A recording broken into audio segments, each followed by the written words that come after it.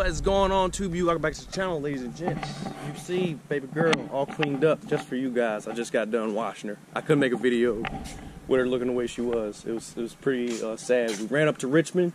We'll get to that in a little bit. Actually, let's hold off.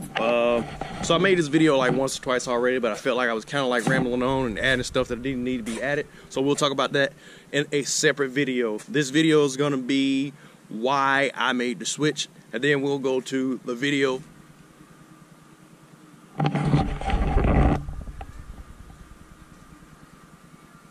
This guy here, man, always coming in and jumping my spotlight.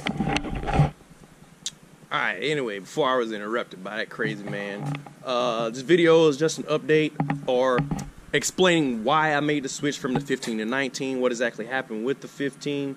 I made this video a couple of times, like I said, but it just wasn't coming out right, and I was just carrying on way too long. So, first things first, why I made the switch. Simply because I got tired of it. I got tired of dealing with the problems. I got tired of dealing with the process of getting it repaired. I was just tired of dealing with anything that might come of the vehicle. That's part of the reason, but not the main reason. I was just very fed up with the whole process of how they go about fixing things. Like, you can't just, hey, it's under warranty, please fix it. No, it's not that simple. They have to get approval to fix it. Like, if it's under warranty, you already validated that nothing I did wrong caused this failure, and it's under warranty. I'm good for the repairs. Then why does it need to be approved by Dodge? You know, it's very annoying to me. It's very stupid. And that was the most time-consuming part of the whole thing. The other time-consuming part was the dealer just didn't go to break the car down in the first place. Like, I told them, it started out as a crankshaft sensor. I told them, hey man, it was a loud flapping noise. There's no way it's just a crankshaft sensor. Yeah, alright, we'll figure it out.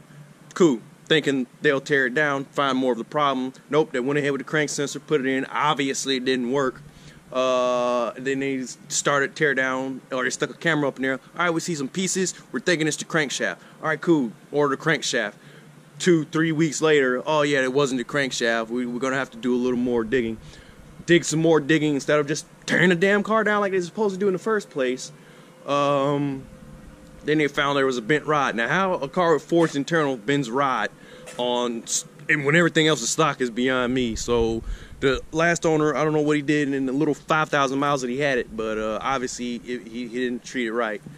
And it went from bent rod to, yeah, we didn't want to rebuild it, but Dodge doesn't want to send us a new engine, so we're going to rebuild it. I'm like, all right, cool. They didn't want to rebuild it. I didn't want them to rebuild it because they kept telling me we don't really know what we're doing here, so we're pretty much just building it in blind. I'm like, it's not what I want to hear at all. So it went from new engine to rebuild. We kind of get to the new engine to 3-4 weeks later. They're finally like, all right, so we did some more digging. We see you got a bent rod, or my bad.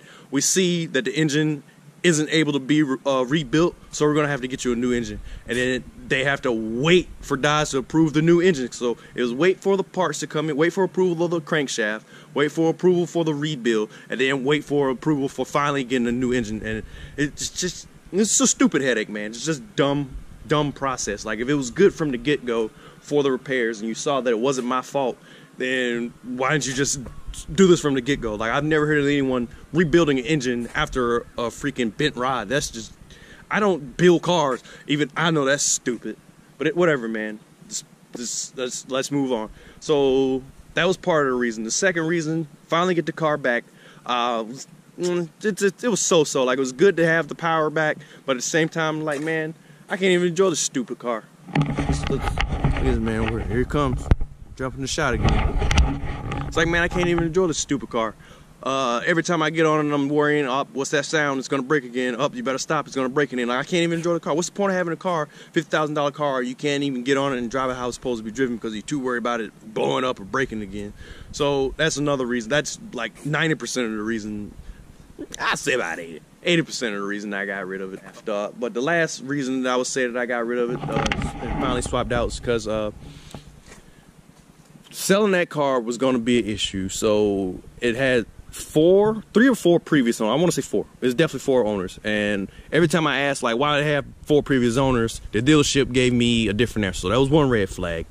It already had repairs for some coolers and stuff up front. Some of the, not the intakes. Freak, man. I don't know, air coolers. The two lower ones over to the left and right, those had already been replaced. So it had already been in the shop a couple of times for that. There's something else that had been in the shop for, I don't remember what it was. He did already have that drive shaft, which I'll get into that in a little bit. He already had a drive shaft and that thing, which led me to believe, yeah, he had to have been racing this thing, which I'm fine with.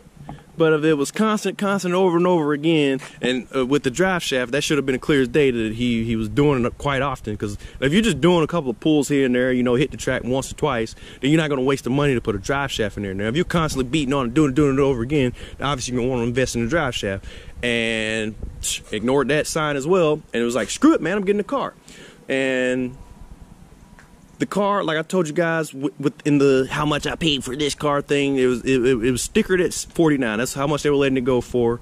And this one here, brand new, was $55. So you had a 2015 for $49, and this one for $55, brand new. Yeah, you kind of see where I'm going with this. It's 4 years newer, 3 miles on this one, 3 miles on this one, as you saw from the video. The other one had, what was it, right at 5,000 or right at 6,000. So yeah, it was a no-brainer, man. There's no reason. I guess I could have stuck it out and stuck with the lower car payments. So my payments obviously did rise up. The car cost more, so the payments obviously did go up a little bit, and we'll get into that eventually if you guys care about it. I don't know if you do. But it was a no-brainer. 2015 versus 2019, brand new versus used. I know what's been done to it. I don't know what's been done to it. You know, it's just, come on, it's a no-brainer. So yeah, so that's pretty much why I made a jump, man. Like I had to. It's just all of those things combined, and the crazy amount that they were letting these things go for, just the stars just aligned, and the fact that they're only 2-3 hours, about 3.5 hours up the road. So that made it even better. I did finally get it. That's all that matters, and I'm happy with my Hellcat. Like I don't even want to touch it. That's how paranoid the other one made me. Like, remember when I said we would get into it? We would get into it. So here we go. Here we go. I'm just go ahead and show you that. Catless mid pipes. You see this is already done. I didn't make a video of that, but you see those right there, so you can already figure out what's already done. Catless mid pipes. What's this? I forgot. Oh, it's just the box with everything in there. T-stat, JLT intake, and a, what was it, 275 or 285? Pulley. It's a pulley. So pulley, intake, T-stat, and stainless steel or stainless works catless mids. That was all supposed to be done on the first one, but the car blew up. And now I'm so paranoid with this one, or paranoid because of that one, I don't even want to touch this stuff. And if you're wondering why it's in here not getting put on the car, is because I simply don't have enough time. Like I'm leaving tomorrow. I was only here for a limited time, and National Speed, I couldn't give them a firm date of when I would be here to put the stuff on the car. And even if I would have gave them a firm date, as I've told you guys before, we're in the process of relocating to California, so I would have been super strapped and super pressed for time, and I just didn't want to deal with it. So I got the parts. I don't know what I'm going to do with them just yet. I may or may not put them on. I'm thinking I'm just going a different route. So we'll see what happens with that. As of right now, I'm just going to enjoy the car as is. I love the way it rides. It rides so much smoother than the other one. That one-piece drive shaft, I wish someone would have told me that one-piece drive shafts vibrate so much above a certain amount of RPMs. And once I get up to about like 1 something, who would say that? Get up to 1 something, it starts vibrating. And I thought it was the brakes, but obviously I'm not pressing the brakes. So what would be causing the vibration? And it was the freaking drive shaft. Obviously, you don't have that now because I have a stock drive shaft. That was another thing I didn't want to deal with the other one. Either finding a replacement drive shaft or finding a stock one to put back in it. And now I don't have to worry about it. Also, and we noticed this, and my granddad and my brother could both attest to this. Like I said, it rides so much smoother. The dude, he replaced the, I want to say the, I can't remember, rear control arms, rear end links, rear something, I don't know. It was something in the rear that he replaced. I can't remember. I just know the stock ones were in the back here, and I looked up under there, and you can see the aftermarket ones that he put under there. He replaced those, and that car rode so rough. Now, I don't know if it was just those alone, or maybe he had some springs. Like, I did not notice it on the way down here, maybe because the excitement was getting to me, but that car rode so rough. Like, literally every bump would just felt like my freaking back.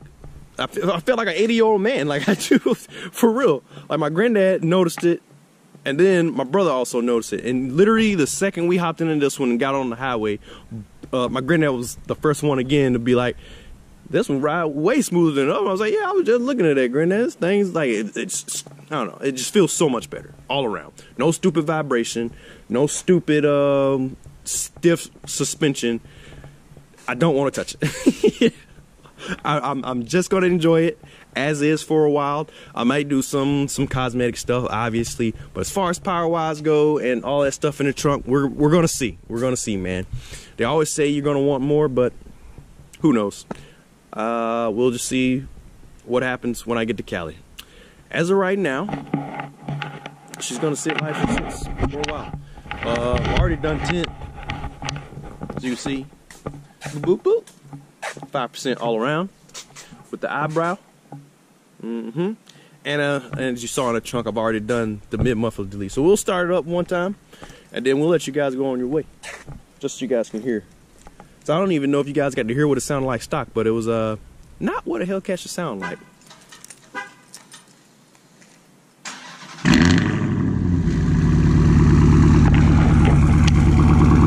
Sheesh. First time stopping by, make sure y'all guys like, subscribe, hit that bell icon so you guys get a notification when these videos go up. So go to the Instagram channel, Low376 Slow, all one word. I'll put it down in the description. And so, yeah, I'm done. Say goodbye to Luciano. And we out. Peace.